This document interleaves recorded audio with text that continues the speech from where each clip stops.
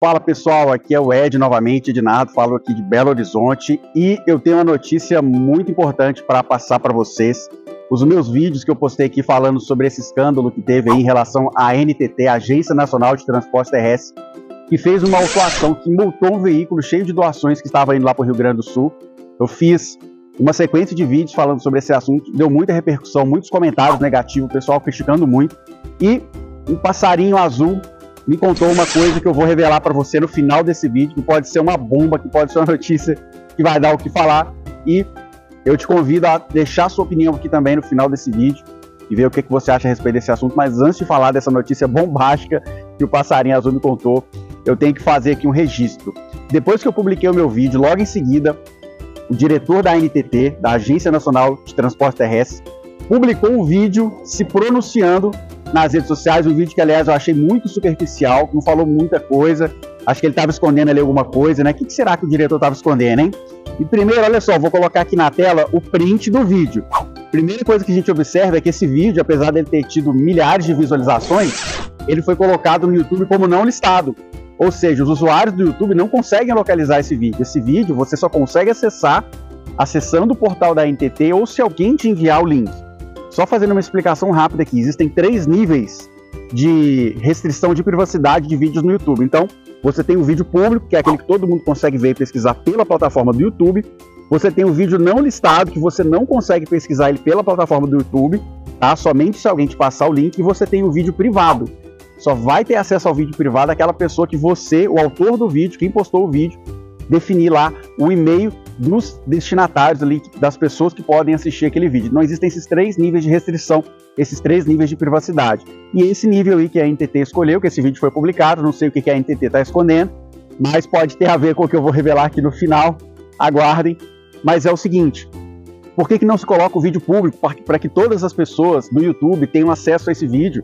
O que o senhor está escondendo, senhor diretor? Coloca aí o vídeo público para as pessoas terem acesso. Aliás, eu acho que o senhor devia, junto aí com a diretoria, os demais integrantes da diretoria da ANTT, aprofundar mais as explicações em relação ao que aconteceu lá em Santa Catarina.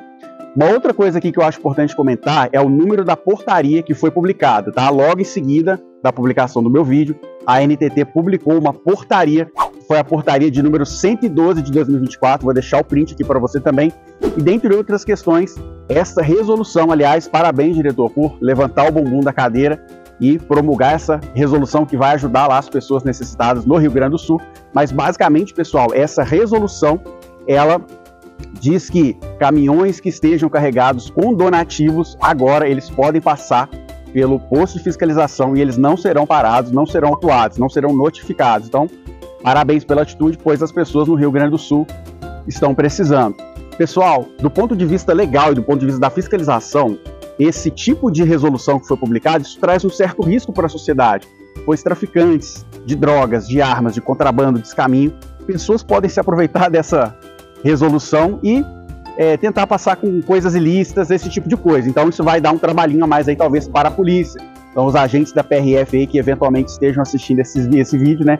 A ficha já deve ter caído, mas fica esse alerta, não só para os policiais, como também para toda a população. Mas, diante da situação lá no Rio Grande do Sul, eu achei que vale a pena assumir esse risco. Então, diretor da ANTT nesse ponto, tá de parabéns. Agora, pessoal, uma outra questão que eu acho importante pontuar aqui, e talvez seja um dos motivos pelo qual o diretor da ANTT esteja se escondendo aí um pouco, né? Ele não está aprofundando aí nessas questões, mas é aquele mesmo comentário da esposa do atual diretor da ANTT, que ela foi nomeada para uma estatal do setor de transportes, e quando a gente foi pesquisar aqui quem que é o responsável, né, quem que está à frente dessa empresa do setor de transportes, é o ex-diretor da ANTT, senhor Jorge Bastos. Então a gente vê que tem uma ligação dessa galera, né? Então, olha que interessante, pessoal, existe uma coisa chamada nepotismo, que isso é proibido no serviço público, ou seja, um diretor que assume um cargo numa agência reguladora ou em outro órgão público, ele é proibido por lei de nomear familiares ali para atuar sob a sua responsabilidade. Então, para burlar essa questão legal, o que existe hoje em dia no Brasil? Existe, por exemplo, uma coisa chamada nepotismo trocado. Então, olha o que aconteceu. O atual diretor da ANTT teve a esposa dele, foi nomeada para esse lugar lá, dessa empresa, que é do Jorge Bastos, que é um ex-diretor da NTT, e provavelmente familiares lá do Jorge Bastos vai ter ali os seus penduricários ali, os seus familiares, os seus parentes ali, assumindo cargos dentro da NTT. A boa notícia, pessoal, é que dentro da NTT hoje, o que tem acontecendo? Cada vez mais os servidores efetivos, servidores de carreira, estão assumindo cargos de chefia. Inclusive, tem servidores do quadro efetivo na diretoria da NTT. O que também não é algo lá 100% confiável. Afinal, para essas pessoas chegarem onde estão hoje, existe ali uma certa jogada política. Você tem que acabar chupando o saco de alguém, ou melhor dizendo, puxando o saco de alguém. Então, a gente tem que tomar cuidado com isso também. Mas, de toda sorte, né, é melhor a gente ter pessoas que são do quadro efetivo lá dentro, porque o risco dessas pessoas fazerem algo de errado é muito menor. Então, isso daí é um ponto positivo, mas a gente tem que ficar de olho aí. O mandato aí do diretor da NTT, o atual, que é o Rafael Vitale, vai vencer agora aí em fevereiro de 2025. Então, essa nomeação aí da esposa dele para outro órgão público pode ser uma estratégia que ele está utilizando para poder sair de fininho, né? Sair pelas sombras aí. Bom, mas a notícia que eu queria deixar aqui mesmo, que o Passarinho Azul me contou lá de Santa Catarina. Olha só, gente, esse passarinho veio de longe, veio lá de Santa Catarina para me contar essa bomba. Que, na verdade, naquela fiscalização que ocorreu ali, onde foi feita uma autuação daquele caminhão de donativos, foi num certo momento em que naquele posto de fiscalização não havia nenhum fiscal trabalhando. E isso é um ponto de atenção pelo seguinte, de alguns anos para cá, a NTT ela adotou um modelo de fiscalização onde os fiscais eles ficam trabalhando de forma remota. Então, o fiscal está trabalhando da casa dele e operando a balança. Então, quem recolhe a documentação ali, na verdade, dos caminhoneiros, que faz todo o trâmite ali, não é o fiscal da NTT, são os operadores. Ed, mas que tipo de problema que isso pode acarretar? Gente, imagina, se você tem um servidor da fiscalização, um servidor que pertence a uma carreira de Estado, um cara que ganha um salário ali muito bom, por que se paga bons salários para servidores públicos? Para evitar que se haja uma captura, para evitar que o cara receba propina ali na prática. Então, esses operadores que hoje em dia fazem esse trabalho, eles recebem uma remuneração muito abaixo daquilo que eles merecem para fazer esse trabalho, que na verdade é o trabalho do fiscal. Então isso pode estar havendo aí o desvio de função, isso pode estar acarretando aí que pessoas que não são servidores públicos estejam fazendo uma atividade que deveria estar sendo desenvolvida por um fiscal. Então, olha a importância desse vídeo aqui, olha a importância desse passarinho azul que trouxe essa notícia lá de Santa Catarina. Olha que legal isso. Então, será que os órgãos de controle estão cientes disso? Será que há amparo legal para a NTT fazer isso? Vocês lembram que no vídeo do diretor da NTT, logo no finalzinho, ele afirmou que estava mandando uma equipe lá para Santa Catarina? Pois é, por que está se mandando uma equipe para lá? Porque lá não tem equipe. Não, pelo menos no momento que foi feita aquela reportagem, que teve aquele episódio ali, não havia fiscal da NTT trabalhando lá. Então, agradeço até esse passarinho azul por ter, né, me trazido essa notícia. Não sei se é verdade, tá, pessoal? Então, estou jogando aqui a informação, mas de acordo com essas informações que nós tivemos, naquele dia lá, essa fiscalização que foi feita essa cobrança de nota fiscal para o caminhão que estava com donativos, com doações indo para o Rio Grande do Sul. Na verdade, não tinha nenhum fiscal lá, eram apenas operadores da balança. Então, tá aí os órgãos de controle que eventualmente queiram investigar isso para saber se essa situação dentro da NTT, se essa prática da NTT está correta.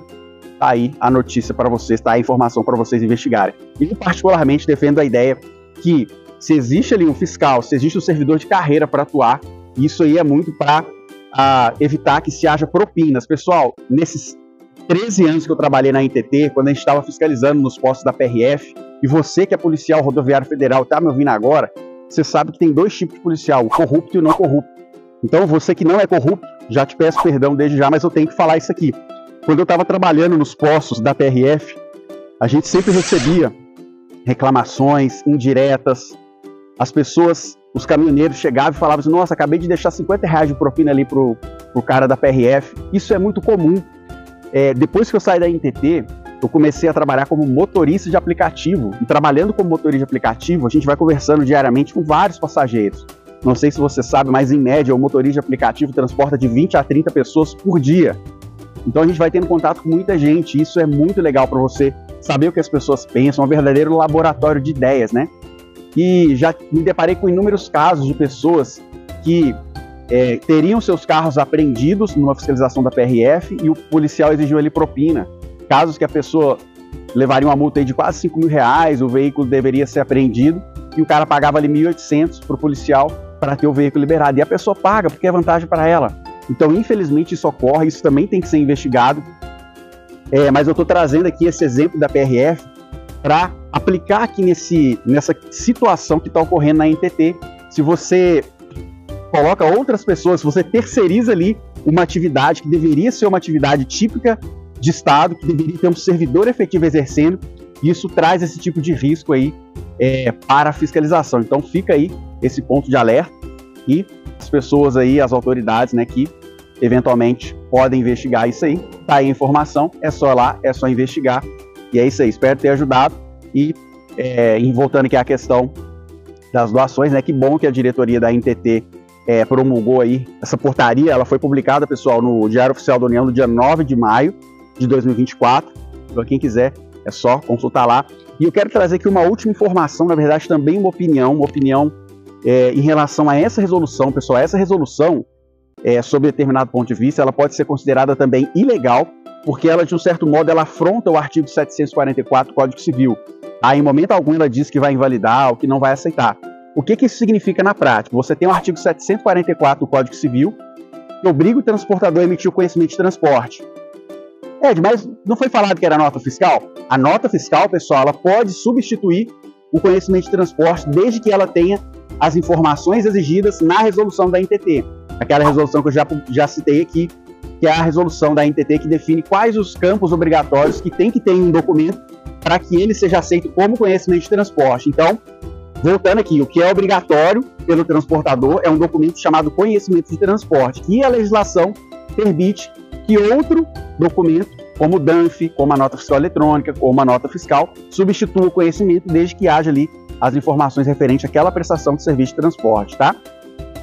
Então, voltando a essa questão que eu iniciei aqui, o fiscal, no momento ali da fiscalização, se ele entender que essa resolução é ilegal, aí eu faço um gancho lá com a Lei 8.112, que fala que o servidor público ele não é obrigado a cumprir ordens que sejam manifestamente legais. Então veja que aqui eu estou trazendo uma outra discussão.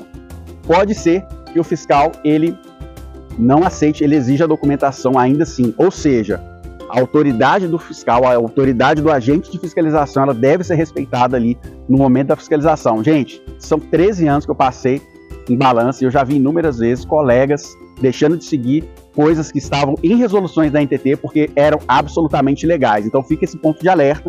Se você chegar numa fiscalização da NTT, o fiscal ele pode agir de duas maneiras. Ele pode seguir essa resolução que foi promulgada pela diretoria da NTT, que diz que basta uma simples declaração do motorista para fiscalização. Não, estou levando a ação. E aí o fiscal vai liberar.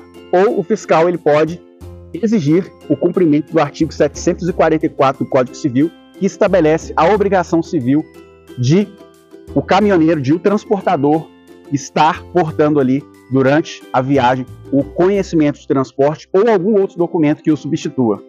Então, basicamente é isso. Eu particularmente, nesse momento de necessidade lá no Rio Grande do Sul, eu acredito que seja viável, né, tá fazendo essa flexibilização no momento, com o pensamento de ajudar aquelas pessoas lá que estejam necessitando. Porém, eu não sou dono da verdade, não sou dono da razão. Pode ser que em algum momento durante a fiscalização o fiscal tenha esse entendimento. Então, não tem que ir Globo, não tem que ir SBT, não tem que ninguém lá encher o saco. Tem que se cumprir a legislação. E eu sei que é um momento de comoção, é um momento de necessidade lá das pessoas do Rio Grande do Sul. Porém, a gente precisa entender que o fiscal que está ali atuando, né, trabalhando, seja presencialmente na balança, ou seja de maneira remota, né, ele tem a autonomia dele, ele é responsável por tudo aquilo que passa ali. O transporte de cargas não é brincadeira. Então, eu deixo aí esse ponto de reflexão aí, esse ponto de atenção aí para você, beleza? No mais, valeu pessoal, um grande abraço.